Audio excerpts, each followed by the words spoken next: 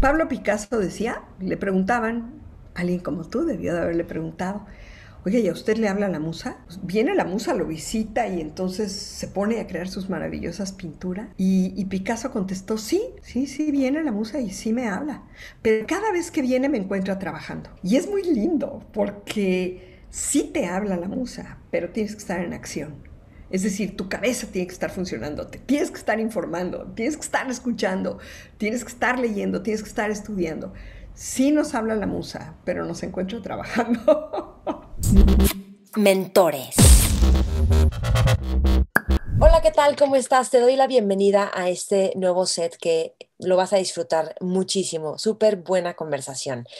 Te voy a presentar yo, Maite Valverde de Loyola, a mi invitada Silvia Singer. Silvia es directora general del MIDE, Museo Interactivo de Economía. También es asesora de la Autoridad Monetaria de Arabia Saudita en la creación de su propio Museo Interactivo de Economía, el Samagate for Knowledge. También es parte del grupo de asesores para la creación del Museo de Ciencias Ambientales de la Universidad de Guadalajara en Jalisco, México. Silvia es bióloga y realizó estudios de doctorado en ecología en la UNAM. La Universidad de Cambridge le otorgó el título de profesora certificada en biología y economía de la naturaleza. Ha impartido conferencias y clases alrededor del mundo sobre museología, comunicación de la ciencia y educación en museos.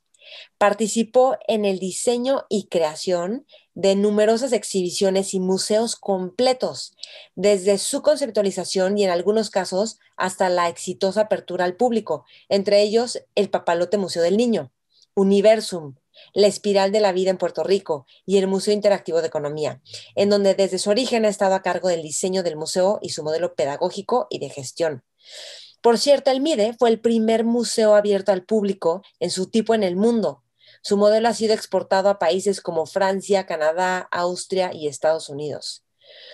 Silvia ha sido presidenta del Consejo Internacional de Museos en México, así como de la Asociación Mexicana de Museos y Centros de Ciencia, representante a nivel global en el Consejo Internacional de Museos, la Alianza Americana de Museos, la Asociación de Centros de Ciencia y Tecnología, fundadora y presidenta de la Federación Internacional de Museos de Finanzas. Y toda esta experiencia de gestión le confiere un amplio conocimiento del campo museístico a nivel nacional e internacional. Y por último, fue galardonada con el reconocimiento ICOM México por su trayectoria profesional y también recibió la medalla Náhuac al Mérito en Diseño 2018 como referente mundial en museología didáctica. En 2020 fue nombrada líder del año en la categoría de trayectoria por la revista Mujer Ejecutiva. En esta entrevista, Silvia y yo nos hablamos de esto, de lo fascinante que es crear un museo y planear cómo compartir contenidos de todo tipo con las personas a través de un museo. La nueva forma de aprender, o sea, ya no funciona la parte del dictado de un maestro que sabe todo y que es unidireccional hacia los alumnos. Hablamos de cómo cuestionarte para pensar diferente, para innovar y que venga esa chispa de creatividad. Hablamos de ir más allá de los prejuicios, porque eso te permite entender otras culturas y otras mentes y otras formas de vivir. Y hablamos de cómo viajar conociendo de forma que puedas entender el estilo de vida y lo que valora cada cultura. Espero que disfrutes esta entrevista. A mí me encantó. Compártela con otras personas a quienes también pueda servirles. Y no olvides tallarnos. Estamos como Mentores con Maite. Yo, Maite Valverde de Loyola. A Silvia la encuentras en Twitter, Palabra y Museo. Así la encuentras. Y bueno, conectamos. Quiero saber qué es lo que más te gusta, qué es lo que más te sirve. Y te esperamos en todas las redes: Spotify, iTunes, YouTube, Instagram, Facebook. Maite Valverde de Loyola y Mentores con Maite. Que la disfrutes. Mentores. Antes de empezar esta entrevista, te quiero decir esto. Tú que escuchas el programa, probablemente coincides conmigo y tienes alma inquieta, te encanta aprender y reinventarte. Seguramente quieres desarrollar habilidades y llevar tu potencial al siguiente nivel y eres de las personas que se ha dado cuenta que es importantísimo pertenecer a grupos de personas para crecer juntos. Si es así, tú eres candidato para el Mentores Lab.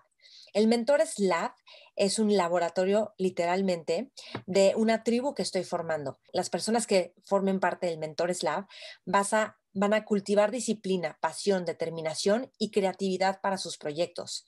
Vamos a leer libros con una metodología diseñada para implementar las enseñanzas a nuestra vida personal y profesional. Vamos a vivir la gran satisfacción que es rebotar ideas con gente curiosa e inquieta como tú y yo, generando pensamiento crítico, nuevas perspectivas e innovación para tu vida diaria. Y vas a hacer tribu con otros. Entonces, si te interesa, acá abajo en la descripción vas a encontrar el link para aplicar. ¿Por qué aplicar? Porque queremos ver que Mentores Lab sea lo mejor para ti y lo mejor para Mentores Lab. Es una encuesta muy sencilla y muy simple. El Mentores Lab dura 6 semanas. Estas 6 semanas nos vamos a reunir una vez a la semana y vamos a ir explorando el libro que vamos a leer al principio, con una metodología que te va a ayudar a implementar todas las enseñanzas de este libro. Entonces vamos a hacer tribu, vamos a generar pensamiento crítico e innovación. El libro es El Código de la Cultura. Cuando las arañas tejen juntas, pueden atar un león. Este libro habla del secreto de los equipos con más éxito en el mundo. El punto es que veas cómo puedes aplicarlo a tus propias comunidades, a tu trabajo, a tu familia, ¿ok? Si te interesa pertenecer al Mentores Lab y estar en una tribu donde te vas a llevar al siguiente nivel y donde nos vamos a reunir en esta primera edición 6 semanas, entonces aplica al Mentores Lab. Me encantará verte ahí. Compártelo con otras personas que también son inquietos, que se quieren llevar al siguiente nivel y que les puede interesar. Toda la información la encuentras, por cierto, en mi Instagram y en mi Facebook, Maite Valverde Loyola, y en Mentores con Maite. El Mentores Lab empieza el próximo martes 16 de febrero, así que aplica ya para que no te quedes fuera. Mentores. Es un honor estar aquí y te agradezco muchísimo la invitación a tu programa importante y pues es un honor. Gracias. Me gustaría empezar preguntándote, o sea, porque eres bióloga y cómo es que una bióloga termina diseñando el MIDE, el Museo Interactivo de Economía, y además en un mundo lleno de hombres, ¿no? Y creo que cuando hicieron la convocatoria y tú quedaste, la gente decía, ¿por qué ella? Si no es economista, si es bióloga.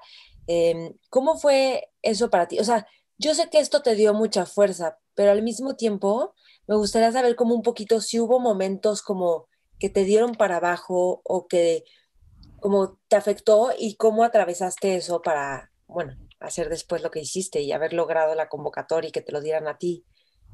Mira, te voy a contar. La historia viene de algún tiempo atrás.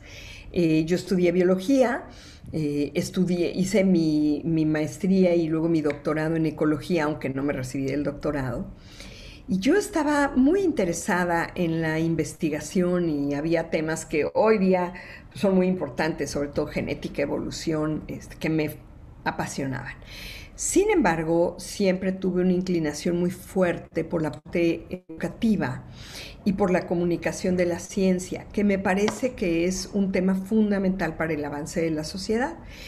Y entonces desde aquellos años atrás yo empecé a trabajar en divulgación de la ciencia y empecé, pues como todo mundo, a arrastrar el lápiz, a escribir programas de radio, incluso a grabar, a visualizar artículos para revistas para niños con contenido científico, y trabajé también para el Politécnico desarrollando materiales educativos de biología. Entonces ahí fue donde yo empecé, y cuando estaba yo trabajando en el Centro de Comunicación de la Ciencia de la UNAM, se abrió la posibilidad de pensar en el desarrollo de pequeños museos interactivos de ciencia para la Ciudad de México, y yo dije, eso a mí me interesa muchísimo. Y ahí fue donde yo empecé a capacitarme en lo que serían los museos interactivos de ciencias. Y se abrió un camino profesional para mí apasionante. Yo dije, de aquí soy. Y empecé a trabajar en el diseño de experiencias interactivas. Luego formé parte del equipo que hizo Papalote y que diseñé yo, pues estoy muy orgullosa de una de las exhibiciones que el público ha pedido hoy día que Papalote conserve, que es el árbol, Ramón, que está en Papalote y que mucha gente conoce. Fue mi primer diseño. Entonces, cuando todo eso empezó a pasar y pues yo hablaba buen inglés, entonces yo me encargué de traer las cosas del extranjero y empecé a conocer a la gente que hacía museos en el mundo, dije, esto es lo que yo quiero para mi vida. Y empecé a capacitarme, a tomar cursos en México, fuera, y pues a echarle muchas ganas, porque en este mundo en México la gente hasta hoy nos hacemos en el camino. No hay en México todavía una escuela de museología fuerte que nos... Hay una escuela de restauración y de museografía muy interesante, pero no de museología, que es la ciencia que pues, estudia el porqué y el qué de los museos, ¿no? Sí, de la Entonces, filosofía, ¿no? De los museos. filosofía, exactamente, detrás de, como no lo hay, pues se va uno formando en el camino y pues dependiendo qué tan inquieto intelectualmente eres o menos, pues es conforme vas aprendiendo y conforme avanzas. Y pues ya han pasado muchos años. Entonces mi primera oportunidad fue ahí, en Papalote, y cuando el proyecto terminó, pues yo inmediatamente busqué seguir y estuve trabajando para algunas compañías en el extranjero para diseñar museos de historia natural básicamente. Eh, Después volví un poco a lo de ciencias y así se empezaron a abrir los caminos en México. Hasta que me contrataron, gané la plaza de directora de los museos de ciencias de la Universidad Nacional Autónoma de México, Mm. los cuales dirigí durante varios años, en épocas duras como las que nos está tocando vivir ahora, más o menos igual, digo, de forma muy local, porque era un conflicto en la universidad, no un conflicto global como es ahora el tema de COVID, pero pues también era un momento difícil. Y después volví a freelancear y a trabajar para otros proyectos hasta que el Banco de México pues me seleccionó y yo tuve el gigantesco honor de ser la persona que iba a llevar a cabo este proyecto. Dijiste algo, perdón, No, sí. Antes, a ver, dijiste, yo me quiero dedicar a esto para toda mi vida. ¿Por qué? O sea, ¿qué fue lo que viste a través de los museos que dijiste, yo quiero esto? mira, soy una gente creativa por naturaleza. Me interesa mucho la educación. Creo que la educación es el problema que tenemos que resolver. Todos los otros se podrían resolver si México llegara a tener una educación de nivel. Si la población estuviera educada y supiera llegarse a la información que necesita para tomar decisiones, seríamos un país distinto, sin lugar a dudas, como lo son otros países que han cuidado su nivel educativo y han avanzado mucho. Entonces yo estoy convencida de la educación.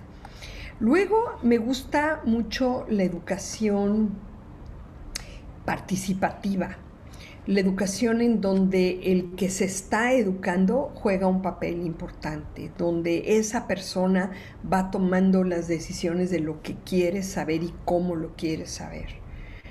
Eh, Cuando yo era más joven o joven y cuando yo empecé en estas áreas pedagógicas, pues la educación estaba pensada como el educador da al educando el conocimiento y el educando lo toma y florece en él. Pero ya en esas épocas sabíamos que las personas aprendemos todo el tiempo, aprendemos del entorno y que es en ese entorno donde lo que aprendemos tiene significado. Es decir, que la parte educativa tiene que tener un contexto para que tú te la aprendas y no te la memorices, sino te la aprendas. Entonces yo dije, bueno, los museos son, y no yo, mucha gente más lo ha dicho, los museos son los espacios adecuados para que las cosas que tenemos que aprender tengan un contexto, les podemos dar el contexto, porque los museos son espacios tridimensionales. Entonces los conceptos pueden estar rodeados de un contexto que les dé sentido. Este es un tipo de museo, el museo que tiene por objeto la educación. Ahora, museos que, por ejemplo, exhiben obras de arte, también hacen lo mismo, aunque de una forma distinta. Cuando tú, por ejemplo, vas a una exposición que dice, por decir algo, Picasso y sus contemporáneos, pues ves la obra de Picasso y luego ves lo que estaban pintando los demás y tiene sentido, te puedes imaginar. Si ves un solo cuadro, yo siempre he dicho que los museos son como ventanas para ver al otro. Entonces, a través de ese cuadro dices, ay, esta es la Europa del siglo XIX y así vestían las mujeres. O este es el campo mexicano de la época de la Revolución y así se comportaba la gente, o así era un mercado, o en fin, son ventanas a la realidad de otra persona. Pero también son espejos los museos, porque te hacen reflexionar, ¿y eso que estoy viendo qué tiene que ver conmigo? ¿Me gusta, no me gusta, me identifico, no me identifico? Aunque no aprendas muchas cosas más específicas.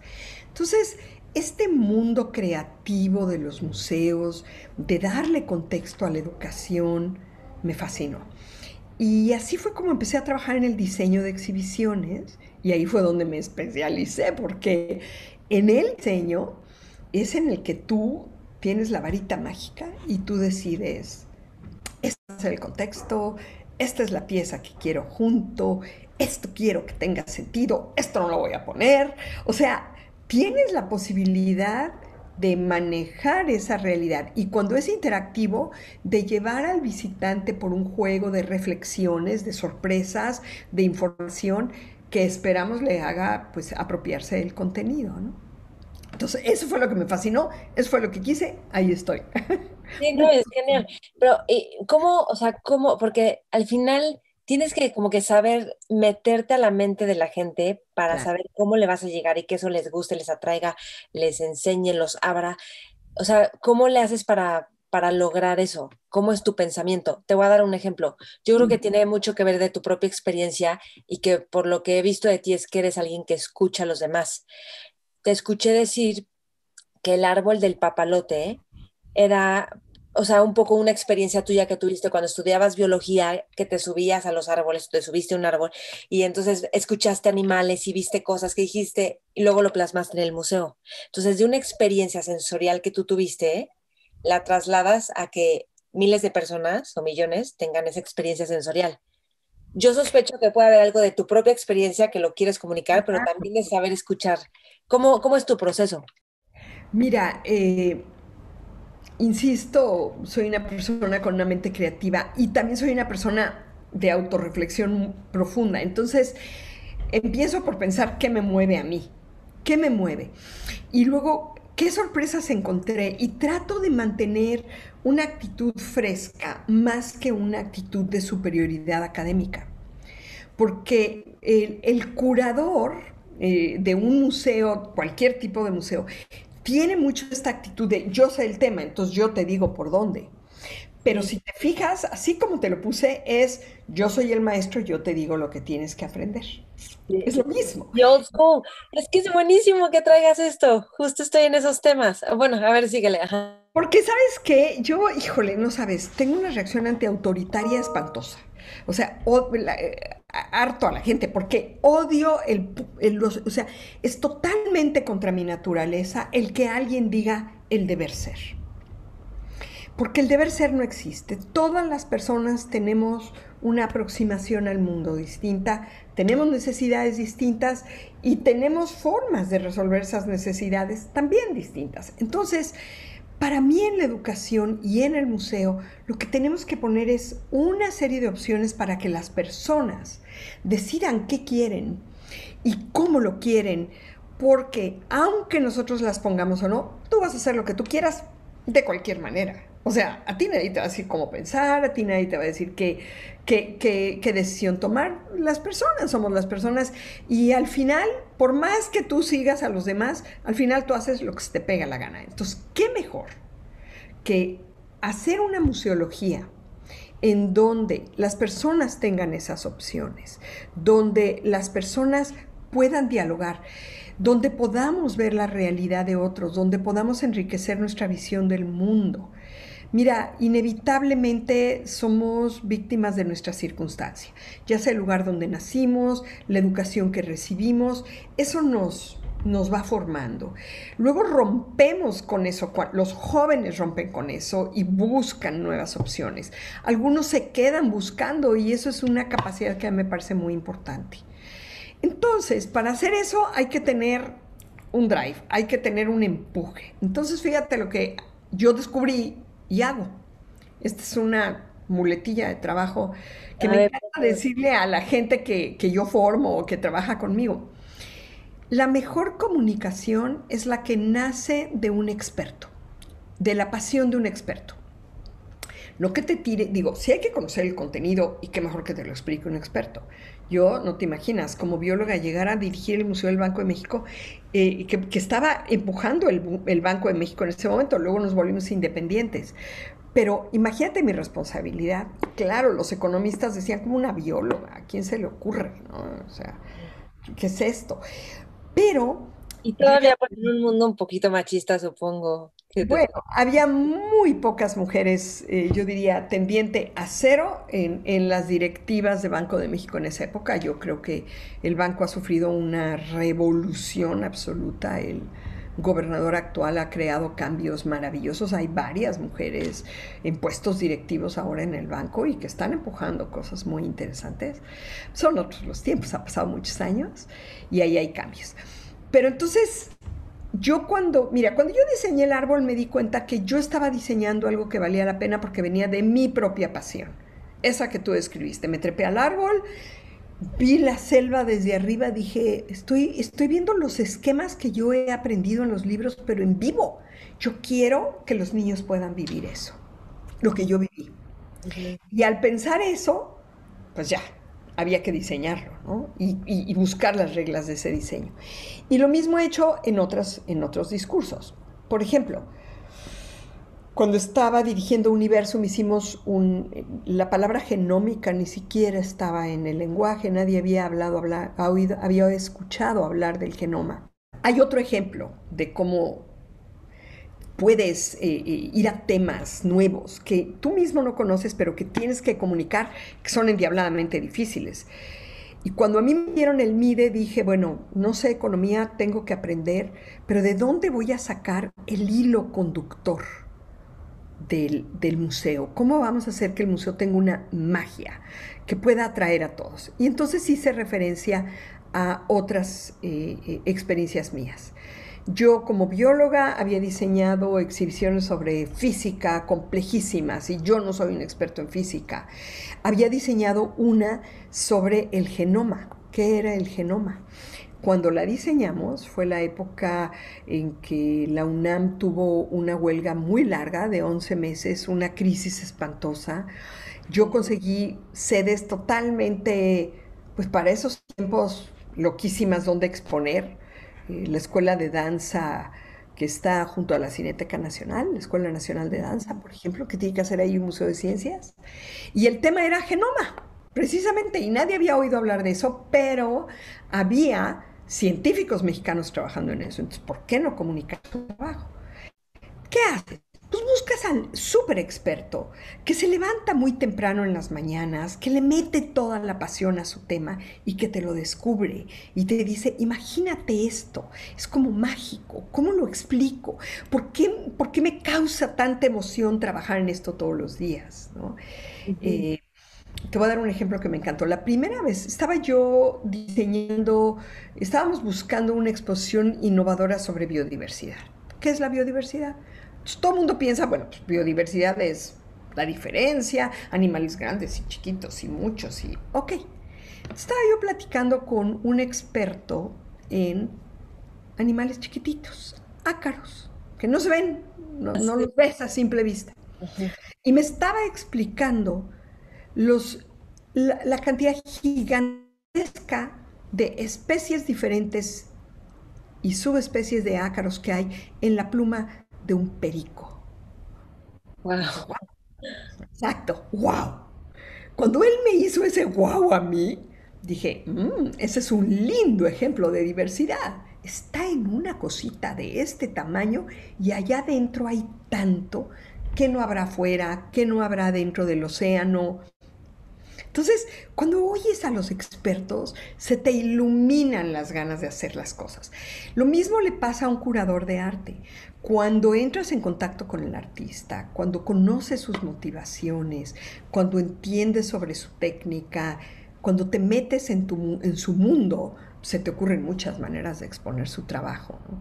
Entonces, en realidad este trabajo que hago yo que me apasiona, como verás, es el trabajo de traducir lo que mueve al experto para que te mueva a ti, que no sabías nada de ese tema. Y Mm. con esta mirada me he acercado a mi trabajo toda la vida. Hemos logrado comunicar una ciencia que la gente considera fría, extraña para especialistas, no tiene nada que ver con mi vida como lo es la economía. Sí, sí, sí. Porque a mí los expertos me sorprendieron con sus propias ideas. Es decir, los expertos cuando me dijeron, es que la economía está en todo, Silvia, yo dije, ah, correcto, sí, bueno, tú eres economista, explícamelo. Y me dijeron, es que cuando te levantas en la mañana, si decides si te quedas 10 minutos más en la cama o te levantas a empezar el día, estás usando un recurso escaso, que es el tiempo. No el dinero, el tiempo. Y esa es una decisión económica, porque ese tiempo o lo usas ahorita para hacer otra cosa o al rato lo tienes que recompensar o algo va a pasar con tu tiempo. El tiempo no es infinito. Te levantaste a las 7 o a las 7:10, a las 6:30 o a las 6:40. Ya traes un gasto del tiempo que no tomaste en cuenta o que tú calculaste, lo voy a tomar en cuenta y me quedo en la cama 10 minutos más. Dije, ¿cómo? ¿También la administración del tiempo es una cuestión económica? Sí. ¡Wow! Eso es algo que nos toca a todos. Y cuando yo descubrí que la economía no era el dinero, que los conceptos de economía aplican a los recursos escasos, pero no al dinero, el dinero son las finanzas, dije, ah, ese es un mundo distinto. Y ahí te empiezas a meter en un mundo de cosas más específicas que te dicen, este es el hilo conductor. Y así fue como juntos decidimos que el hilo conductor del MIDE, por ejemplo, es tomar decisiones, porque siempre hay lo que los economistas llaman un costo de oportunidad. Yo diría, como persona normal de la calle, como cualquiera, siempre dejas de hacer algo para hacer otra cosa. O sea, dormí un ratito o me paré a hacer algo. Entonces, ese costo de oportunidad tiene eso, un costo, y es una oportunidad, y tiene que ver con tu tiempo y con otras cosas, ¿no? Con muchas otras cosas de la vida cotidiana.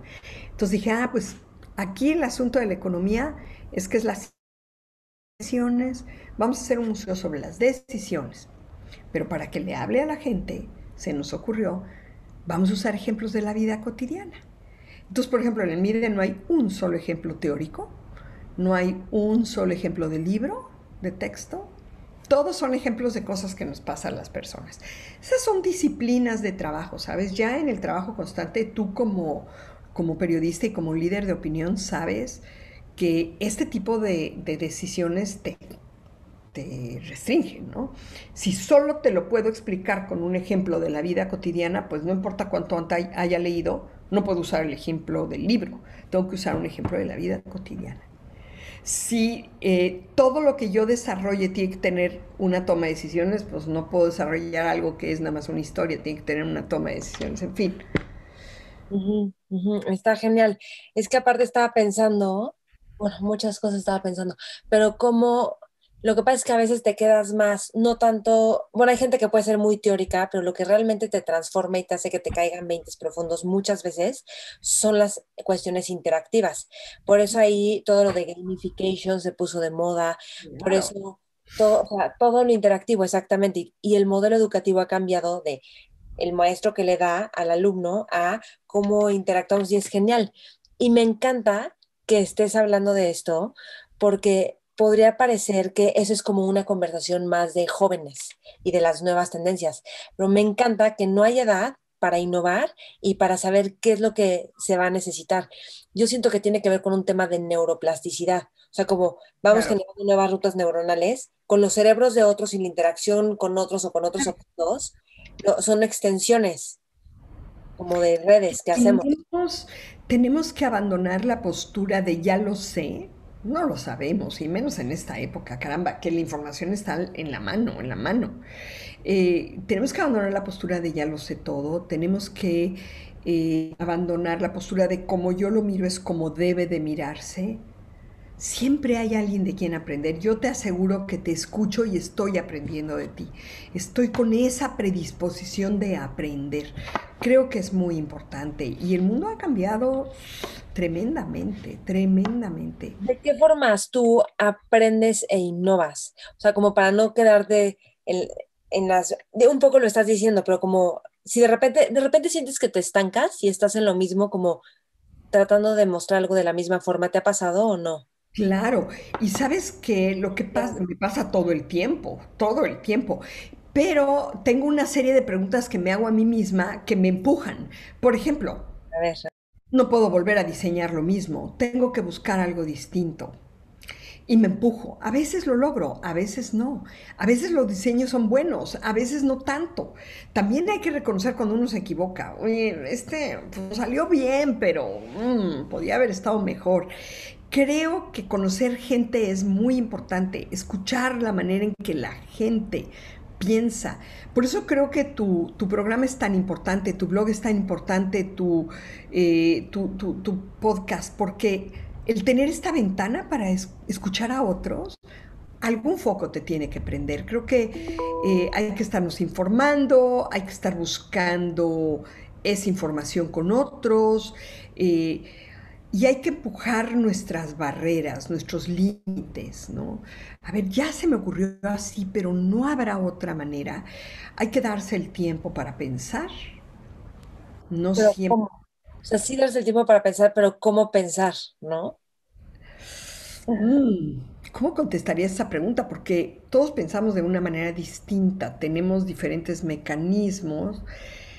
Tengo un amigo que él se siente en su oficina, voltea a la ventana a ver el cielo y se queda en silencio.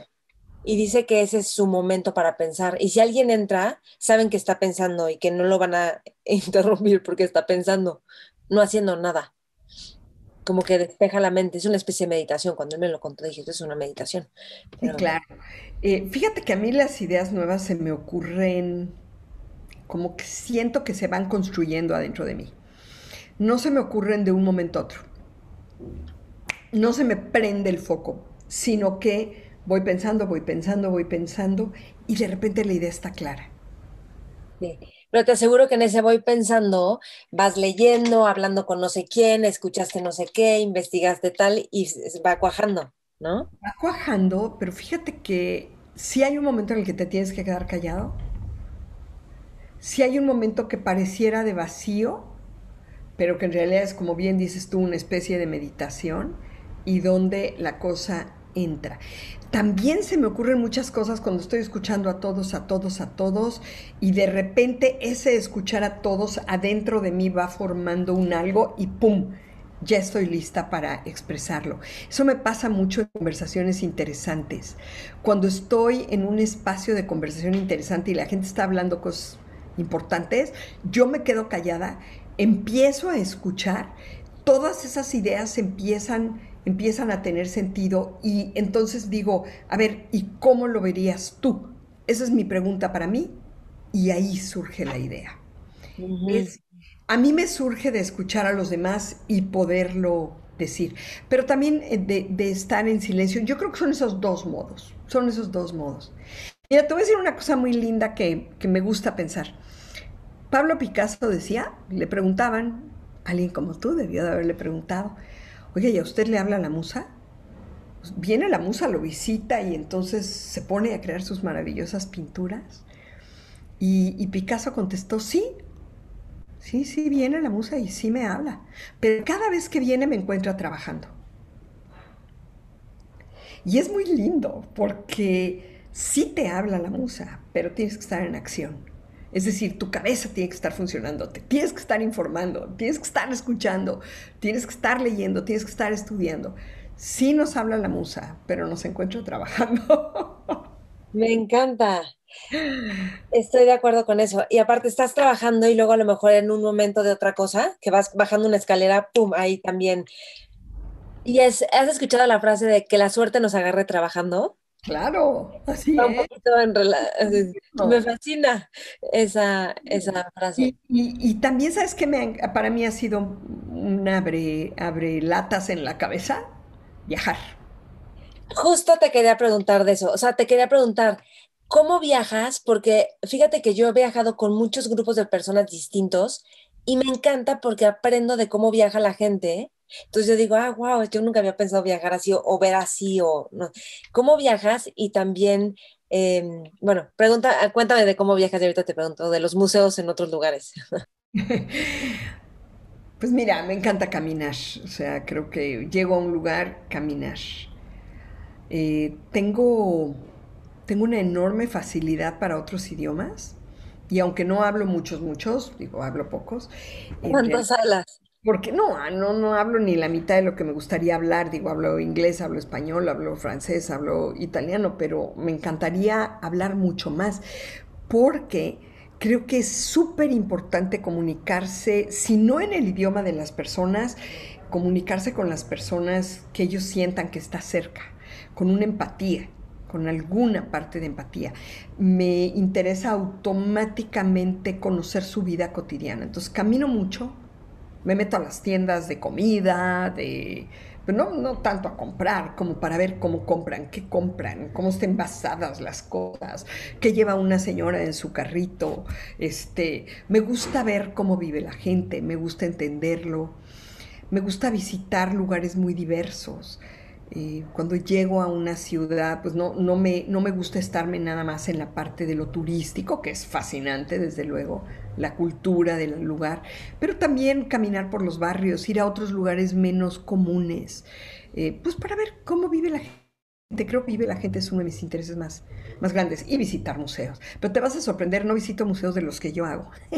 No, sí los visito, pero como ejercicio profesional. Por los que disfruto, pues son los museos de arte, los museos de historia. Eso me encanta también. Es decir, pues necesita uno tener una cultura, entender el mundo en el que vivimos. ¿Por qué te gusta tanto conocer la cotidianidad de las personas? No sé, ahí creo que está conocer a la gente, entender a la gente. Eh, ¿A qué te refieres con entender a la gente? O sea, entender qué les mueve,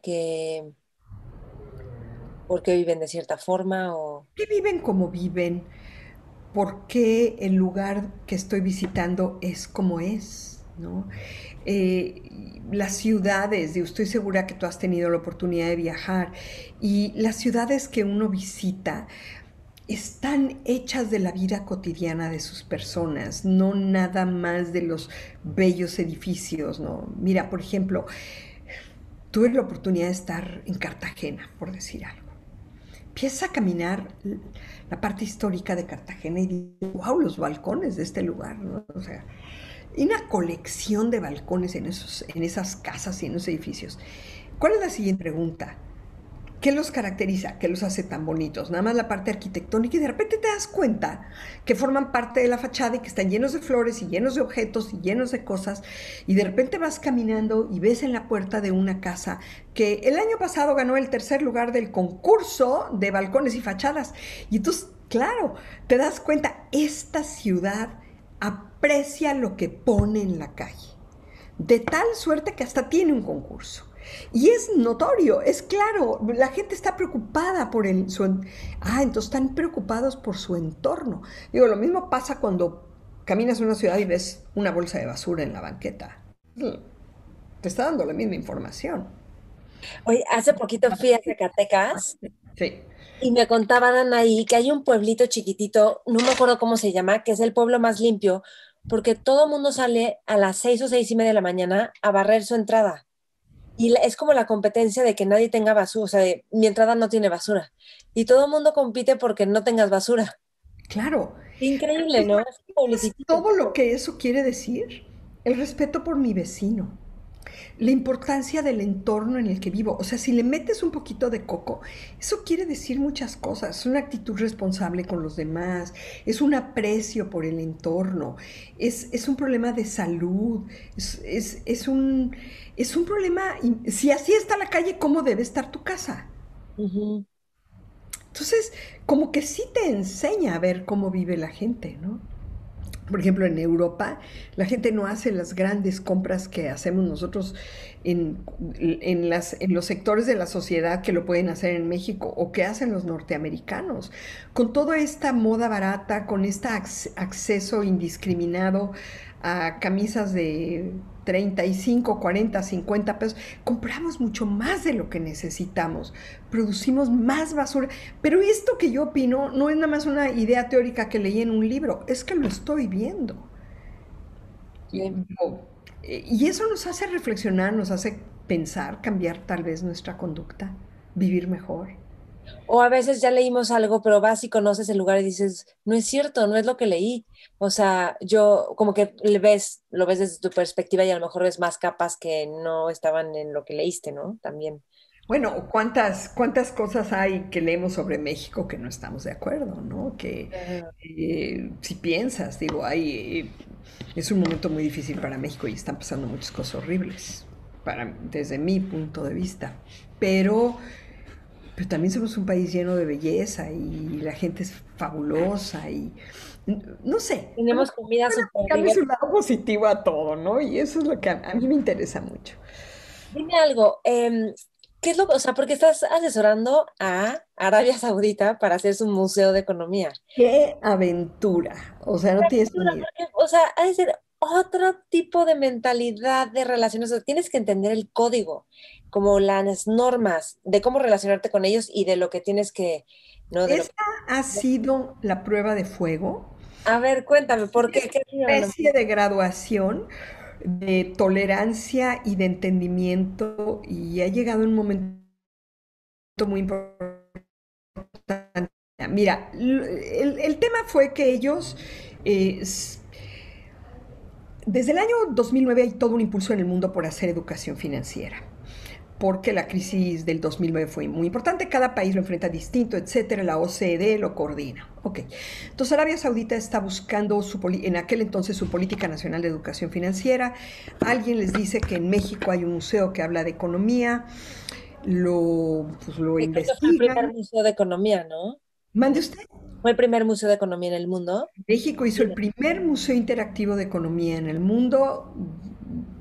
Padrísimo, yo formé el equipo, estamos súper orgullosos, es un producto netamente mexicano. Entonces los árabes están buscando quién los puede asesorar, me conocen en un congreso, platico con ellos y dicen, yo quiero que tu museo asesore a mi museo.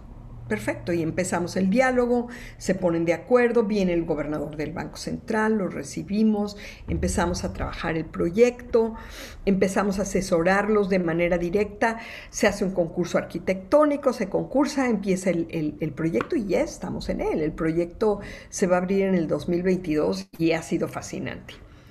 Pero fíjate qué experiencia, y te voy a contar la experiencia desde el punto de vista Silvia y mujer. Órale, va. Ah, y espérame, ¿y tienen un mega presupuesto ellos? En un muy buen presupuesto. Qué rico. Es que con... Arabia Saudita es un país, pero es un reino.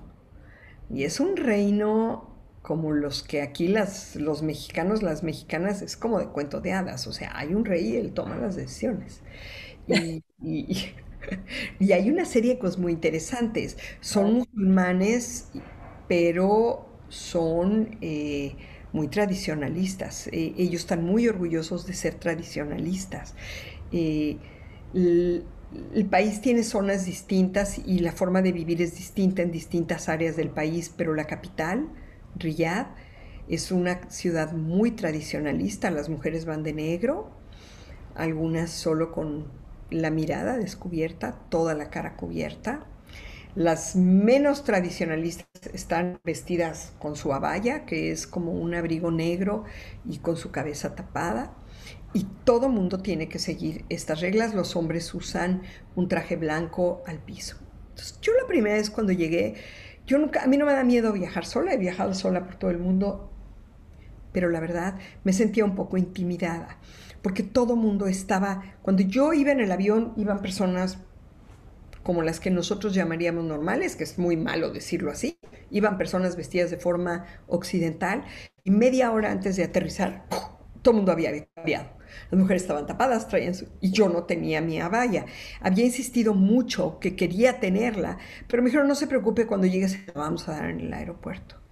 Entonces me dijeron, venga vestida de una manera modesta, tranquila. Entonces pues, yo iba con un suéter, hacía frío en otras partes del mundo, ahí es el desierto, con una cosa negra larga, un suéterzote, o sea, muy tranquila. Me sentí muy extraña en el aeropuerto siendo la única persona que no portaba el traje tradicional de todas las personas que estábamos ahí.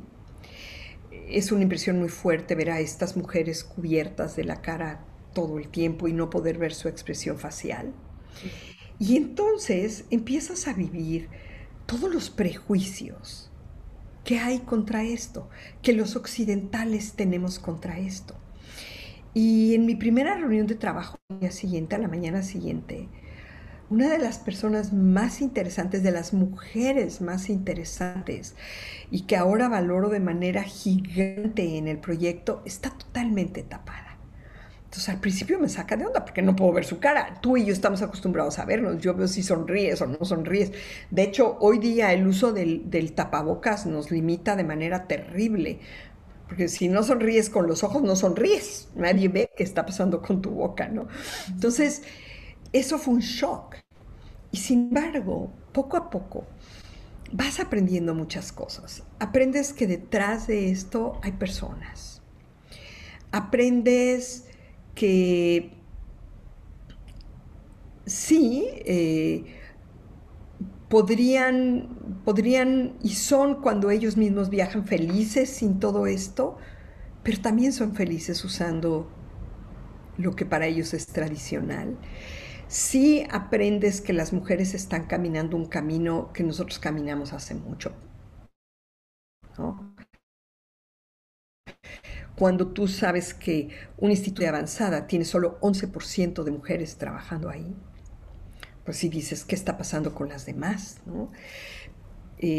Hay mucho trabajo que hacer en estos lugares. Cuando tú vas ahí como mujer, te sientes que estás aportando, simplemente porque muestras que es posible, porque muestras que tú puedes ser el director del proyecto y que otra mujer local puede ser el director del proyecto. ¿Cómo Entonces, se reciben los hombres allá? mira, como yo estoy trabajando en un área de gente que ha estudiado y de gente culta, la verdad, no he tenido, han sido muy respetuosos, me han recibido bien, me han recibido con un enorme respeto. No he tenido otra cosa más que respeto y colaboración. No sé exactamente cómo sea si yo viviera ahí o cómo es el escalar.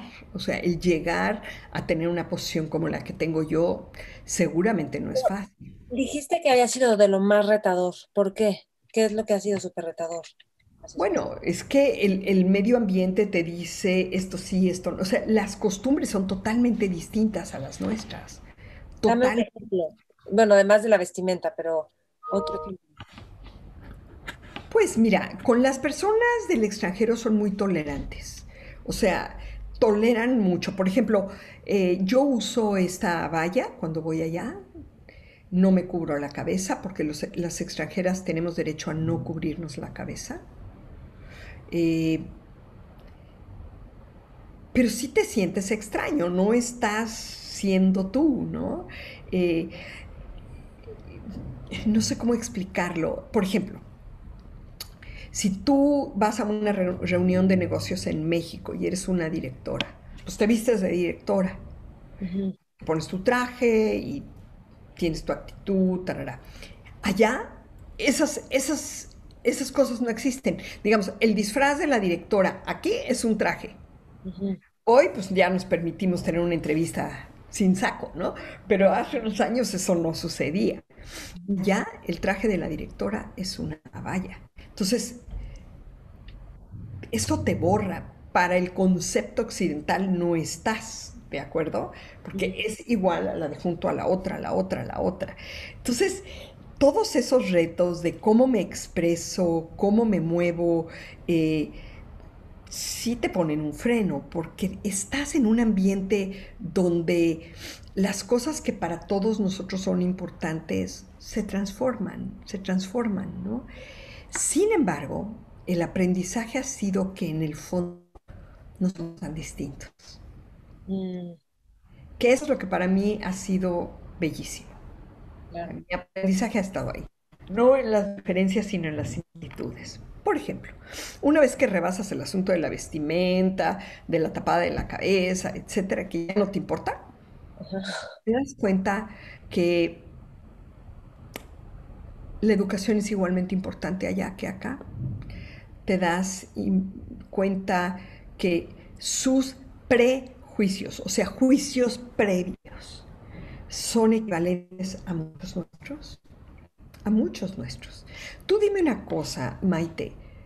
¿Los mexicanos prejuzgamos a los demás por cómo se visten? Ujú. ¿Cuál es la respuesta? La respuesta es claro que sí. Sí. Claro que sí. La gente está esperando que te vistas de un modo y no de otro. Aquí también. ¿Tienes libertad de decidirlo? Pues relativa, ¿no? Ujú. Porque pues depende de tus ingresos, depende de a dónde vas, depende de qué tan contestatario eres. Ujú. O sea, yo siento que cuando estás en un lugar así, el viaje es interior. Tienes que aprender a respetar a la gente por lo que la gente es y no por cómo se ve. Tienes que escuchar sus ideas por lo que están pensando y no las apariencias alrededor. No Órale. tienes por qué estar de acuerdo con lo que está pasando. A mí no me gustaría vestirme así todos los días. Pero si ese es un condicionante, una colega que viajaba conmigo en una de las ocasiones, una compañera de trabajo, dijo, caray, si yo pudiera usar esto todos los días en el metro, a lo mejor tendría menos agresiones. Chispas. Cuando yo he estado pensando, esto de vestirse con este uniforme es espantoso. Y mi compañera me está diciendo que así evitaría agresiones en el metro de la Ciudad de México. ¡Wow! Me hace pensar muchas cosas, ¿no? Ella está vulnerable porque ejerce su libertad de vestirse como quiera. Wow. Entonces, cuando empiezas a ver esos mundos alternos, abandonas realmente el prejuicio de tu primera impresión y tratas de acercarte a la gente. Y sí te puedo decir, esa chica que usaba su cara totalmente tapada el día que yo la conocí, hoy es para mí uno de los valores más grandes de ese proyecto y me encanta verla, cómo ha crecido, cómo se ha empoderado, cómo trae el comando, cómo ella le indica a sus colegas hombres lo que hay que hacer para el proyecto. Se ha convertido en la coordinadora general del proyecto y si trae tapada la cara o no la trae tapada es totalmente secundario para su desarrollo profesional. Y allá los hombres sobre los que ella manda, pues están acostumbrados a verla así, entonces ni siquiera tienen ese problema. O sea, ¿me entiendes a lo que voy? No estoy justificando que el borrar a una persona con un traje negro sea correcto, no. Lo que estoy diciendo es, abajo de ese traje negro hay una mujer valiosísima, hay una mujer que ha roto con muchas cosas y que ha avanzado. Yo creo que eso es lo que debemos de hacer. Tenemos que dejar de ver las apariencias y ver un poquito más a la gente. Totalmente. Silvia, voy a cambiar un poquito de tema. Sí, te Ay, dije. sí, ya te tiré un rollo enorme No, sobre está algo que ni te increíble, interesa, está seguro. increíble. ¿Cuánta gente asesora a un museo en Arabia Saudita y enfrentarte con todo esto? Qué increíble. A mí me hace reflexionar muchas cosas que yo misma juzgo de vecinos. O sea, ni siquiera son otra cultura. ¿Me explico? Claro, así hemos sido educados. Ajá. ¿Sabes qué? Fíjate que me gustaría concluir, digo, vas a cortar esto porque nos hemos alargado mucho, pero seguro y me encantaría, por favor, córtalo. Te ¿Qué? pido que lo cortes, todo el rollo que te tiré. Pero te No. voy a decir una cosa, tal vez el aprendizaje ha sido juzgar menos y ver adentro más, ¿no? Tal vez el aprendizaje ha sido valorar a los demás en lo que valen. Ujú. Es que necesitamos un mundo de más empatía. Y mira, no estoy en el peace and love que me encantaría estar, sinceramente. Estoy en todos valemos por algo. Hay que encontrar ese valor. Estamos viviendo en un México de encono, buenos y malos, arriba y abajo, a la derecha y a la izquierda. Creo que necesitamos un poco más de empatía. Y tu equipo lo que dice de ti es que escuchas muchísimo, que eres cercana. Ay, mis Eh, amores. Déjame hacerte una pregunta. Yo sé que ya te tienes que ir. Una última pregunta. Bueno, Si te diera todo el presupuesto que tú quieras o que necesites, ¿de qué te fascinaría hacer un museo? ¿O qué museo no has visto que dices, esto podríamos hacer? Bueno, como te habrás dado cuenta, a mí me gustan los museos que exploran la vida de las personas, la vida cotidiana. Entonces me gusta caminar, me gusta viajar, me gusta, o sea, yo estoy muy enfocada en la vida de las personas. Ese es mi foco. Y cuando veo cosas que aparentemente no tienen que ver con la vida de las personas, todo tiene que ver con todo lo que expresamos, tiene que ver con nuestro entorno. A mí me gustaría hacer, yo creo que el museo que me gustaría hacer, el experimento que me gustaría jugar es, y dijiste que tengo todo el dinero del mundo, ¿verdad? Supongo que me vas a ayudar a conseguirlo. Entonces, asumo que me vas a ayudar a conseguirlo. Este, ese museo con todo el dinero del mundo debería de ser un museo en constante cambio. Mm. Un museo que nos refleje con el cambio y la velocidad de cambio que tenemos. Un museo que hable sobre el futuro, sobre los futuros posibles, sobre el futuro de los diferentes seres humanos. Un museo que hable de la diversidad, de la diferencia y en el que todos participemos en su ser, en su movimiento, un museo participativo, un museo que hablara de la vida de las personas, donde pudiéramos invitar a gente de lugares muy remotos y distantes que piensan y ven distinto, como nuestros amigos de Arabia, a venir a contarnos su mundo. Un museo sin censura. A mí me encantaría un museo sin censura. O sea, lo que está increíble es que el museo que Un estás museo, proponiendo, creo que es la vida de cada persona. Lo que estás claro, diciendo es la vida. claro. Sí, pero no te creas, sí hasta nos autocensuramos, ¿no? O sea, No se un autocensura. lugar donde te atrevieras a decir lo que estás pensando. Ajá, y que no todo tiene que ser, siempre estoy sonriendo y de buenas y te enseño lo bonito, ¿no? Esas son las redes, porque a nadie le gusta ver a alguien enojado. Y hay algo te quería decir, bueno, de esto que dijiste. Un museo donde hablemos de cómo nos hemos equivocado también, ¿no? ¿Dónde está la Sí. falla? Pero no solo nos hemos equivocado y nos vamos a morir porque ya la regamos. No, estoy haciendo esto y me ha salido bien, pero pasé por todos estos errores.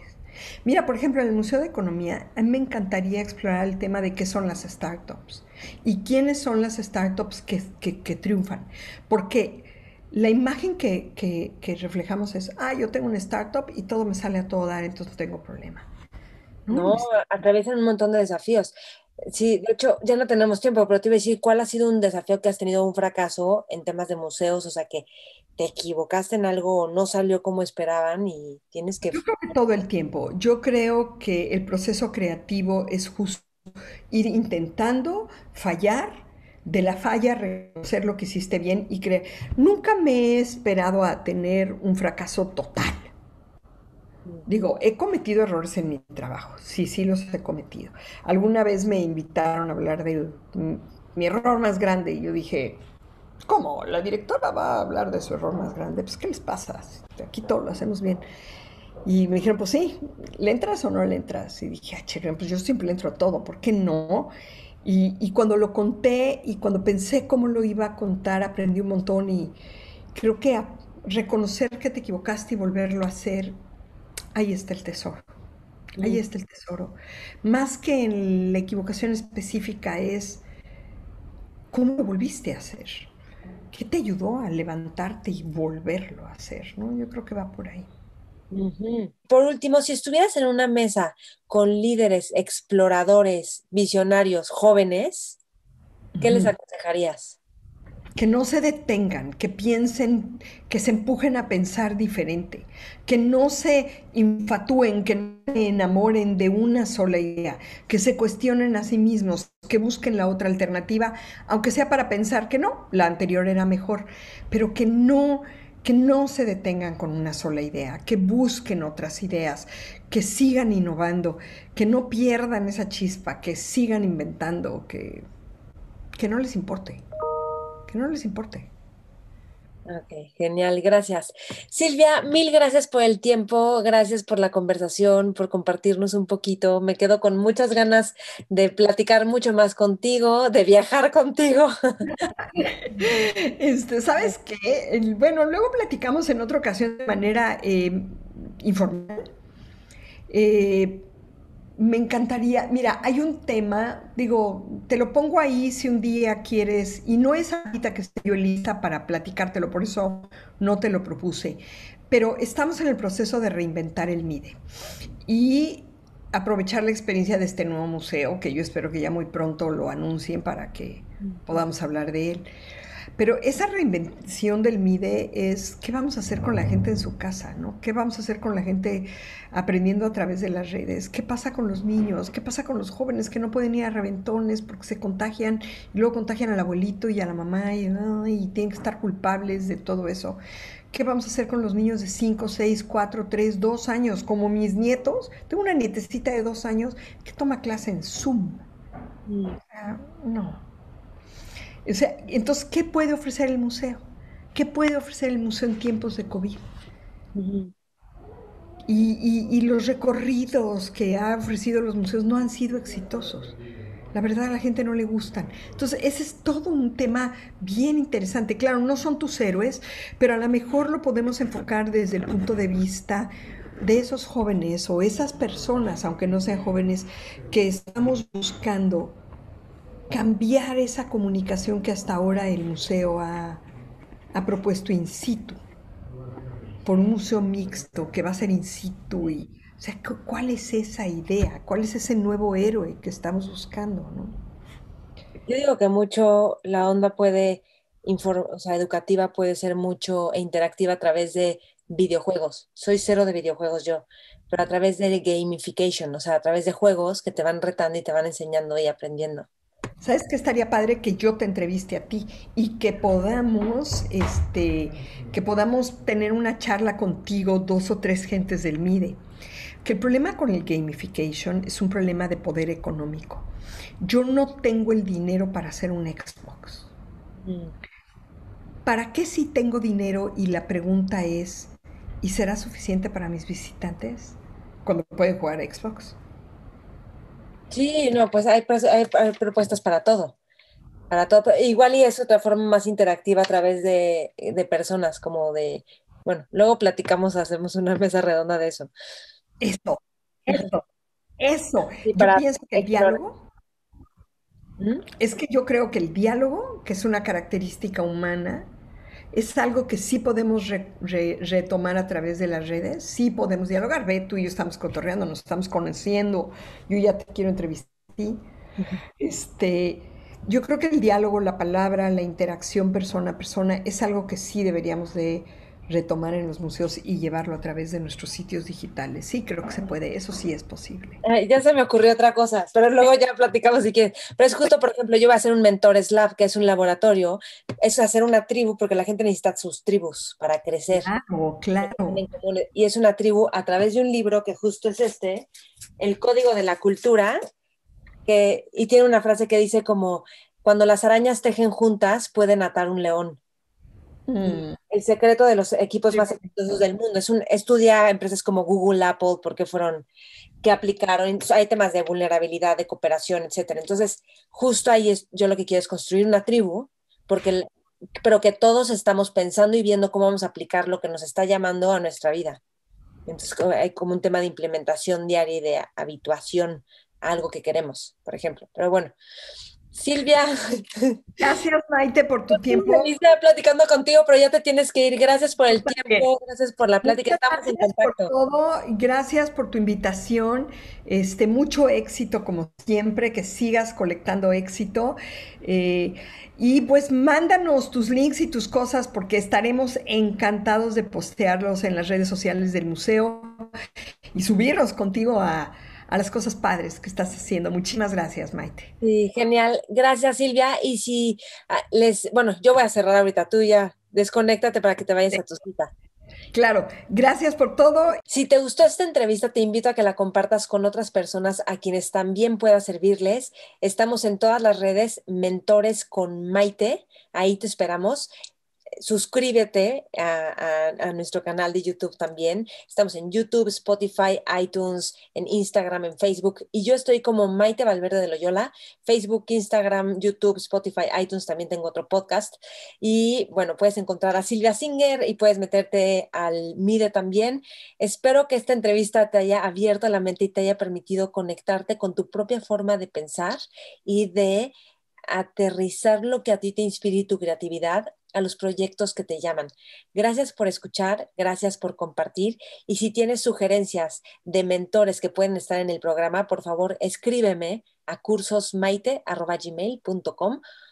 ¿Ok? Y estamos en contacto. Escribe también, conectamos en redes, taguéame con qué es lo que más te gusta y qué es lo que más te sirve de esta entrevista. Chao, chao. Mentores.